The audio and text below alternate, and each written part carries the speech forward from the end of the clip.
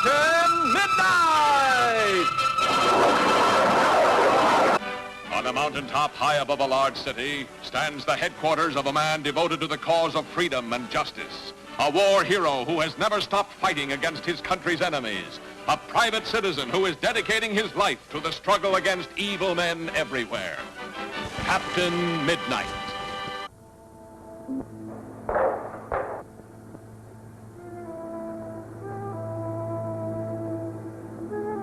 £500. How about that, Tut? It's extraordinary. It's hard to believe that a piece of wire as light and thin as silk could support 500 pounds of dead weight. Say, what's that stuff made of, anyway? That's a high-carbon steel alloy. I call this little steel wire steel silk. It's practically indestructible. Defense industries will find hundreds of uses. It might even be woven like cloth. I've already had it woven. This must have a tensile strength greater than anything of its weight known to science. Now, if we can just figure out some way to mass-produce this, we'll have something really important. Unload the scale, will you, please? All right.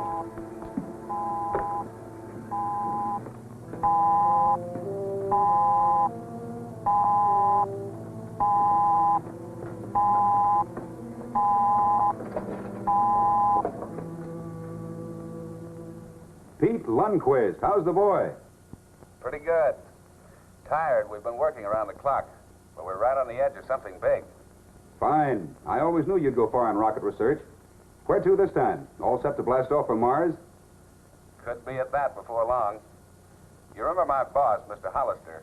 He wants to speak to you. I sure do. How are you, Mr. Hollister? Fine, Jet Jackson. We're going to make a most interesting test here this afternoon. Can't give you the details on the phone, but this is going to be the most important thing we've ever done at the proving grounds. And Lundquist and I thought we could get you to fly down. I'd like nothing better. Thanks. I'll see you this afternoon. Bye. Icky. Fire up the silver dart.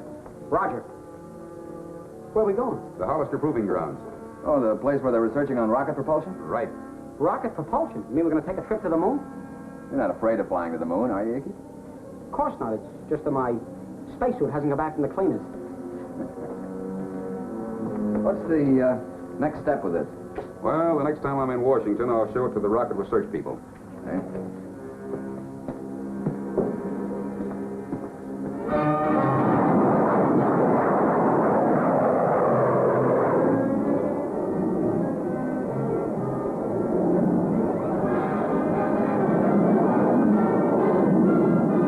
What kind of a test are we going to see?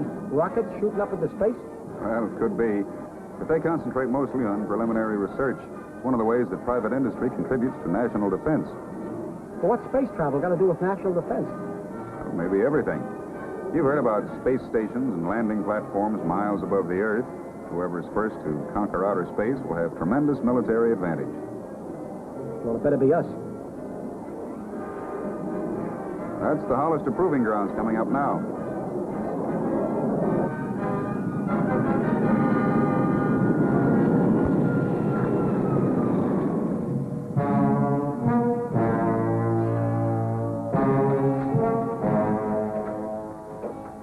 You boys made good time. It's nice to see you again, Jet Jackson. You too, Icky. I'd like you to meet Mr. Griscom, who owns the Ajax Laboratories. I've heard a lot about the work at your lab, Mr. Griscom. Thanks. We can't hold a candle to the rockets they're planning at Hollister. I held a candle to a rocket once when I woke up. It was July 5th. Icky. I thought Ajax Lab and the Hollister Proving Grounds were rivals. Well, friendly rivals. You see, any discovery that either of us makes goes to the government anyway, so I invited Mr. Griscom to sit in on our show today. And now let me introduce you to the top secret star of the show. Gentlemen, Cactus Jack. Well, very happy to make your acquaintance. It's only a dummy. His body contains devices to test the amount of punishment the human body can stand under rocket acceleration. If he can stand it, so can you or I. We've asked you down to watch Cactus Jack take a ride on our sled. Sled? You mean we're going for a sleigh ride? It's a rocket sled, Icky. It travels on steel rails, faster than the speed of sound. We're ready, Barnes. Come on in. Faster than the speed of sound. He won't be able to hear himself think.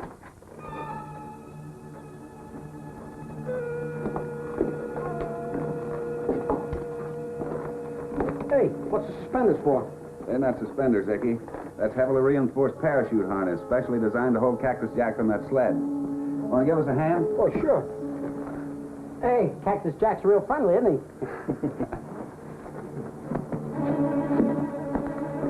After you, sir. Let's let them get ahead. The main reason I brought you down here is to talk to you about Lundquist, your good friends. Yes, sir. Well, his nerves are cracking up. It's getting so he won't tell anybody what he's doing. When I ask him about it, he loses his temper. Truth is, I have even considered looking for a replacement for him. Say, you're really worried about Pete, aren't you? Well, we've all seen scientists on the verge of something new. And sometimes they push themselves so hard that they jump the track and crack up. Well, I'd be glad to stay around for a few days if you like. Well, good. I thought I could count on you. Now, let's get out there before he misses us.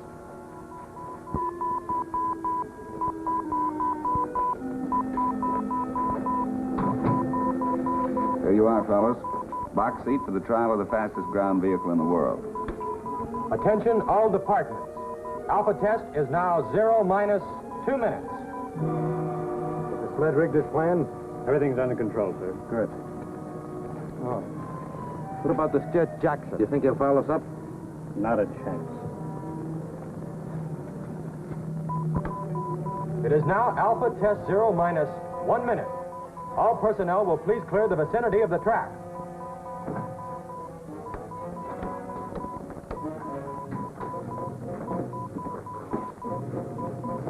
How many rockets are you using, Pete? 6. Each one generates as much thrust as a fighter plane. The sled will hit 1,100 feet per second, or approximately 800 miles per hour. How the dickens do you stop anything that's going 800 miles an hour? The undercarriage is equipped with scoops that hit a water trough at the end of the track. You'll see the spray fly when it does. I'm sure glad I'm not riding that coupe with Cactus Jack. 15 seconds. 14. 13. 12. 11. 10 seconds. 9. 8. 7. 6. 5. 4. 3. 2. 1. Fire!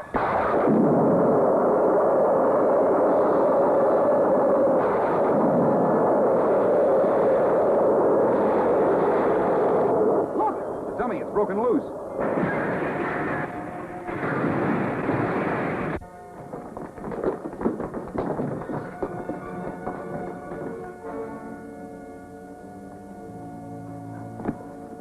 I can't understand it. This doesn't make sense. Well, I think it's fairly plain what happened, Pete. The stress of acceleration was too much for the dummy's fabric structure. It couldn't be. I'm positive I had the safety factor figured right. Don't try to tell me what happened. Take it easy, Pete. Take it easy? That's all right for you to say. You haven't got 2 years of your life tied up in this test. It just couldn't fail. But I think you stand contradicted by the evidence, Pete. Evidence? I'll show you some real evidence. Barnes, get the sled ready for another run. Roger. You haven't got another dummy. I'll ride that sled myself. After what happened, I forbid it. Lundquist, you're relieved for the afternoon. What? Do as I say. Go home and get some rest, or you'll be relieved permanently. Mr. Hollister's right, Pete. You do need some rest. Leave me alone. Don't you understand? I'm being disciplined. Like a child. Poor guy. I'll drive him into town in my car and buy him a good dinner. I'll straighten him out.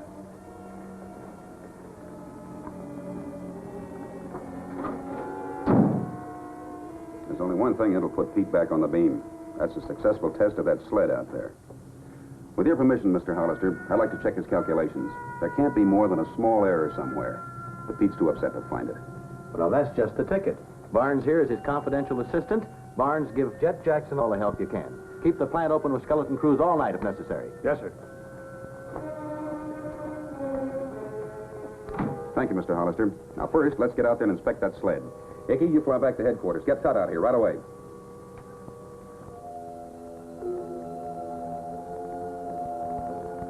It all checks. I knew it. You mean I've been skipping my sleep just to watch you two doodle? Those are mathematical equations. You know what they prove? No. Pete was right. Barnes, how long will it take to reload the jets and prepare the sled for another run? Why, several hours, sir. With just a skeleton night crew. It wouldn't be ready before morning. I'll tell them to get started. I beg your pardon, sir, but you're not planning to make another test run. We don't have any more dummies. I'm going to ride the sled myself. You? You must be kidding. Hello, operator. Get Mr. Hollister at home for me, will you, please? Yes, wake him if you have to. Barnes, you better get the men started. Yes, sir. You'll split your britches. Why don't you wait until they build another dummy? Because the flaw was in the dummy, not the sled. That's right. The figures prove that. I'm going to take the dummy's place and prove it. Unofficially. Then Pete can take the public test ride tomorrow and get the credit he deserves. Hello, Mr. Hollister. This is Jet Jackson. I'm sorry to bother you this time of the morning, but I want your permission to make another test run of the sled.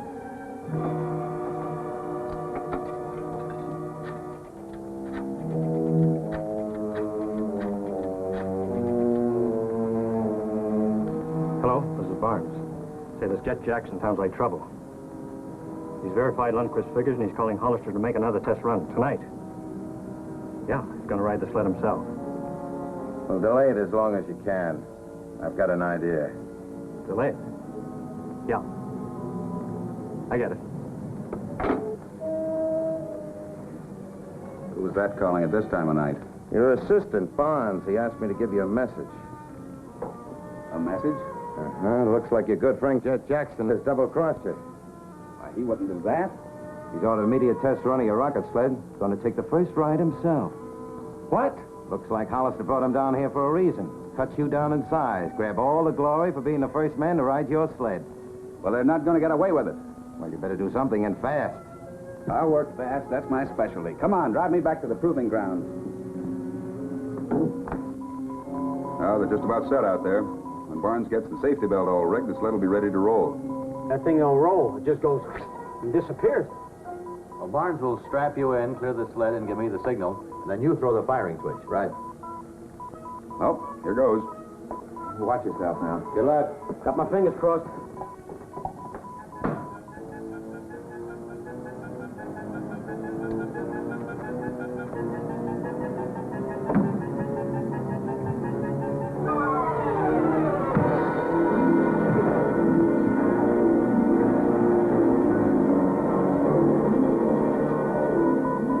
He's on the sled. Almost ready. Barnes is locking off the safety belt. He's cleared the sled. Get ready. Fire!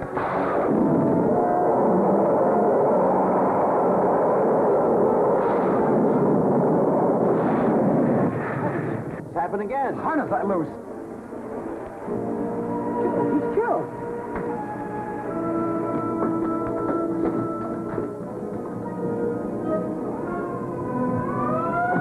Jet Jackson. Jet Jackson. I thought you were on that sled. Somebody slugged me. Boy, am I glad. Am I glad to see you here. I think it was Pete Lundquist. What's the matter? What happened? Has anything happened to Pete? We don't know. Yet. Come on inside. These were Mr. Lundquist's pipes. Maybe you'd like to have one, Barnes, to remember him by. Thanks, Mr. Hollister. I know what a hole Pete's death leaves in your organization. I'd be glad to send you any man I've got to replace him. Well, that's decent of you, Griscom. But no one can replace Pete Lundquist. Come in.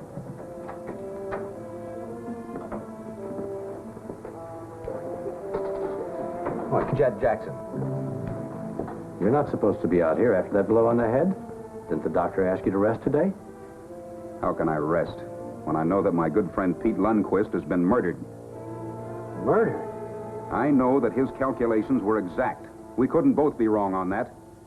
I want to inspect that sled, the flying suit, and the dummy. Well, I'd like to have you, but the security officers have been out here.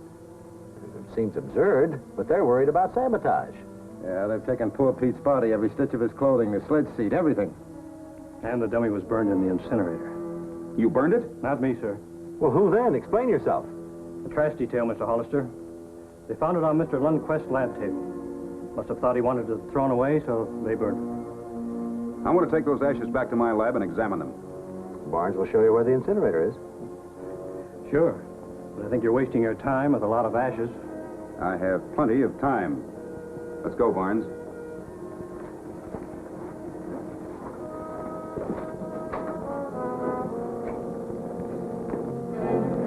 Well, that incinerator sure did a thorough job. And one nicely timed to prevent anybody from inspecting the dummy.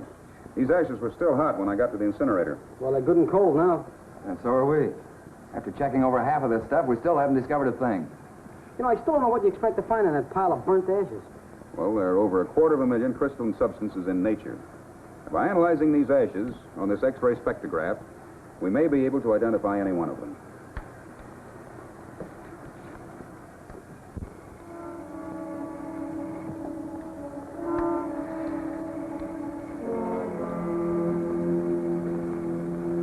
Wait a minute.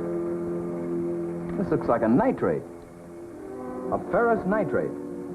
Well, evidently, some of the equipment was subjected to nitrohydrazine. Is that bad? Nitrohydrazine is a powerful acid. A little bit of it can eat through any fabric very quickly. Does that suggest anything to you, Tut? Yeah. Sabotage. Right. There's only one way to prove it. Icky, fire up the silver dart. Roger. Complete this analysis, Tut, and check the security. See if they can find any trace of nitrohydrazine on Pete's clothes or the sled harness. Report to me at the Hollister Proving Grounds. Right.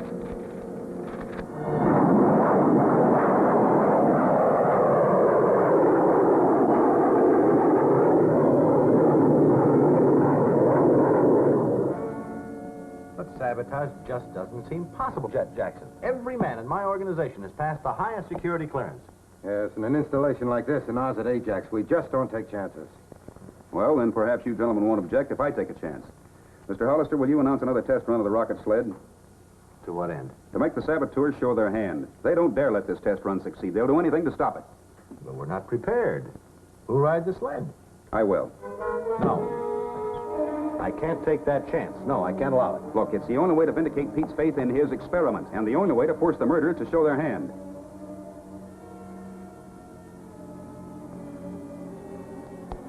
Very well, then. Barnes, alert operations to prepare for a third test run. Yes, sir. Meet you in the observation bunker in half an hour. Right.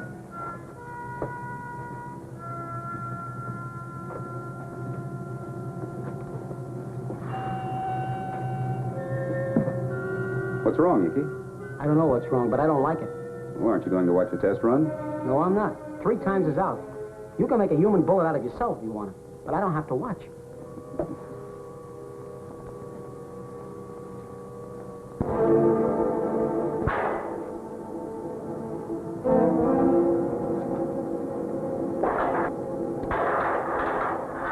Well, that's it. We've checked every inch of this equipment that might be affected by nitrohydrazine. Result, negative. Stand by, all departments. Rocket sled test Gamma is now 0 minus 5 minutes. All right, let's go. Oh, Jet Jackson, before you leave, shall we go over these instructions again? Yes, of course.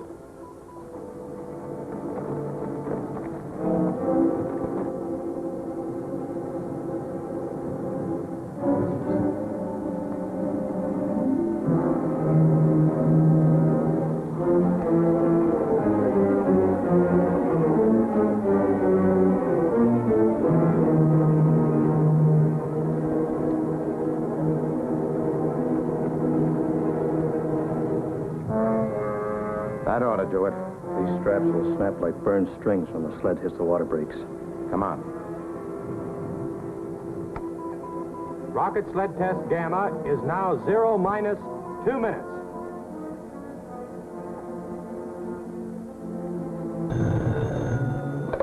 Hello? Hello. Give me Jet Jackson, quick. Who's that, Tut? This is Icky.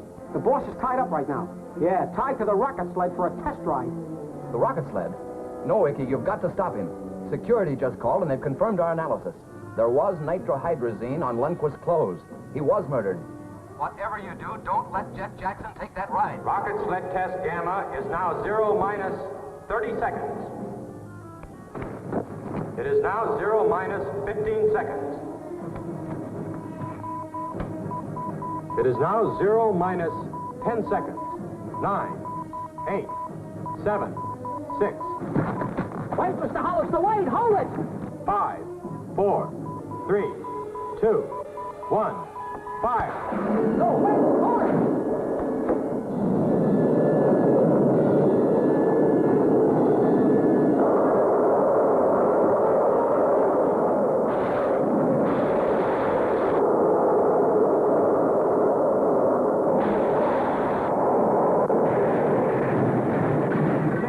He made it. He's still on the sled.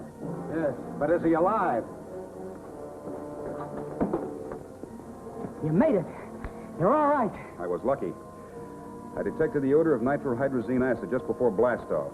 And then when I burned my fingers on the straps, I knew. Knew what?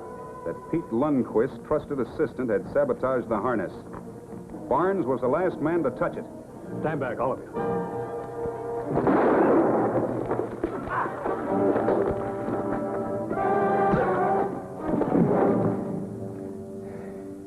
Barnes put acid on the harness, but I'm quite sure you'll find the brains behind this entire business is your friendly rival, Mr. Griscom.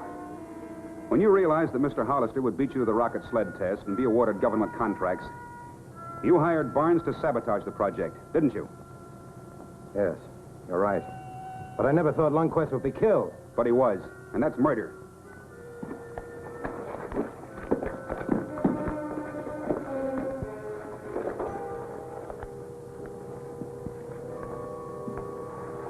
Well, boy, am I glad you're back. The newspapers have been calling all morning. They want to know why, if the harness was doctored, you weren't killed on the rocket sled. Yeah, and so do I.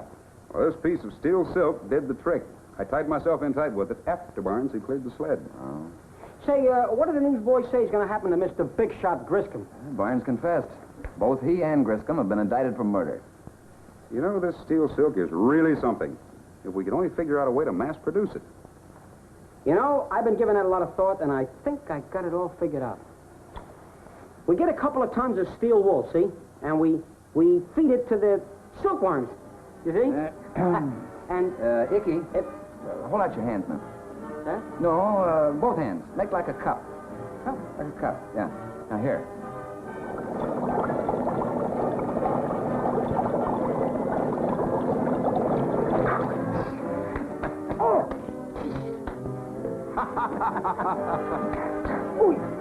Icky, the next time you tell one of those corny jokes, I'll smoke out your head.